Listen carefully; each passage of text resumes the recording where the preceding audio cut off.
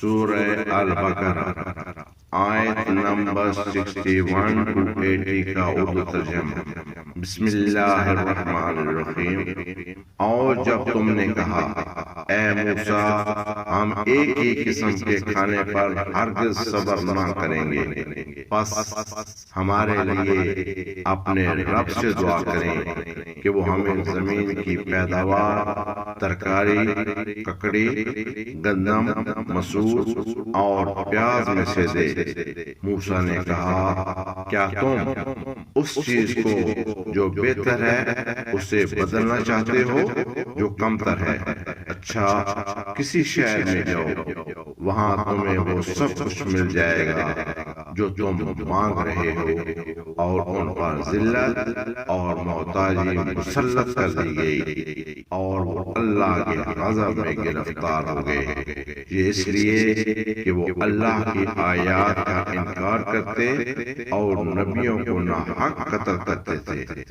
یہ ان کی نافرمانی اور زیادتی کا نتیجہ تھا۔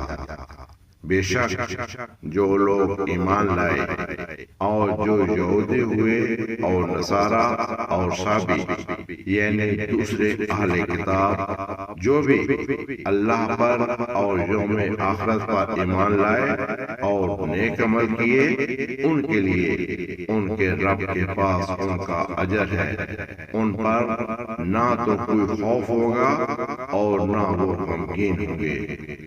اور جب ہم نے تم سے تمہارا عہد لیا اور طور کو تمہارے اوپر بلند کیا اور کہا جو کچھ ہم نے تمہیں دیا اسے مضبوطی سے پکڑو، اور جو کچھ اس میں ہے اسے یاد رکھو تاکہ تم پرہیزگار بن جاؤ۔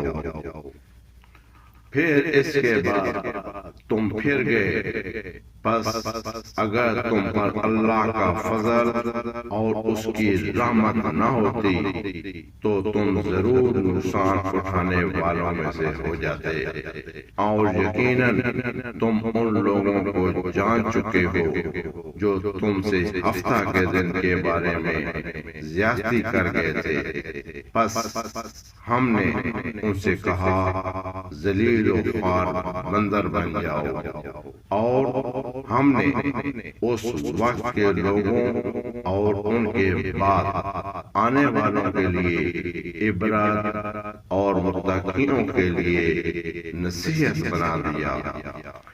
اور جب موسیٰ نے اپنی قوم سے کہا بے شک اللہ تمہیں حکم دیتا ہے کہ تم ایک گائے ذبح کرو، وہ بولے کیا تم ہم سے مذاق کرتے ہو؟ موسیٰ نے کہا میں اللہ کی پناہ مانگتا ہوں کہ جاہلوں میں سے ہو جاؤں۔ انہوں نے کہا اپنے رب سے دعا کرو کہ وہ ہمیں وعدہ کرے کہ وہ کیسی ہو۔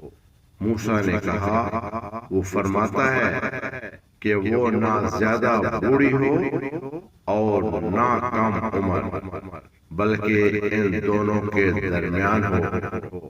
پس اب کرو جو تمہیں حکم دیا جا رہا ہے۔ انہوں نے کہا اپنے رب سے دعا کرو کہ وہ ہمیں وعدہ کرے کہ اس کا رنگ کیسا ہو۔ موسیٰ نے کہا وہ فرماتا ہے کہ وہ زرد رنگ کی ہو، چمکدار، دیکھنے والوں کو خوش کرنے والی ہو۔ انہوں نے کہا اپنے رب سے دعا کرو کہ وہ ہمیں واضح کرے کہ وہ کیسی ہو۔ بے شک تمام گائیں ہمیں مشتبہ ہو گئی ہیں، اور اگر اللہ نے چاہا تو ہم ضرور ہدایت پا جائیں گے۔ موسیٰ نے کہا وہ فرماتا ہے کہ وہ ایسی گائے ہو جو نہ زمین جوتتی ہو اور نہ کھیتوں کو پانی دیتی ہو، بے عیب ہو، اس میں کوئی داغ نہ ہو۔ انہوں نے کہا اب تم نے حق بات بتا دی، پھر انہوں نے اسے ذبح کیا، حالانکہ وہ ایسا کرنے والے نہ تھے۔ اور جب تم نے ایک شخص کو قتل کیا تھا، پھر تم ایک دوسرے پر الزام لگانے لگے، اور اللہ ظاہر کرنے والا تھا اس چیز کو جو تم چھپاتے تھے۔ بس ہم نے کہا، اس گائے کے ایک ٹکڑے کو اس پر مارو، اس طرح اللہ مردوں کو زندہ کرے گا اور تمہیں اپنی نشانیاں دکھاتا ہے تاکہ سمجھو۔ پھر اس کے بعد تمہارے دل سخت ہو گئے، پس وہ پتھروں کی مانند ہیں، بلکہ ان سے بھی زیادہ سخت۔